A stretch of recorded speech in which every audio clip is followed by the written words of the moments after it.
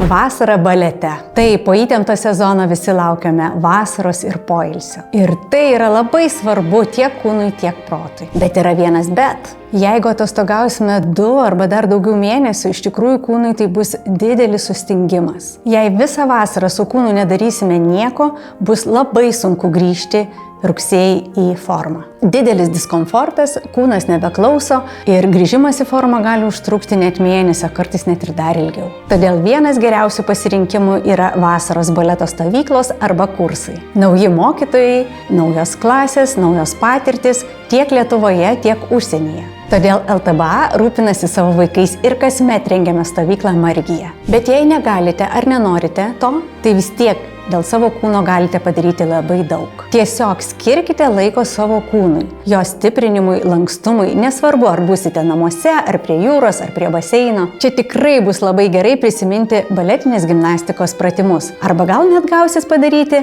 trumpą baleto pamoką. Patikėkite, kūnas jums padėkos ir rugsėjis bus visai kitoks.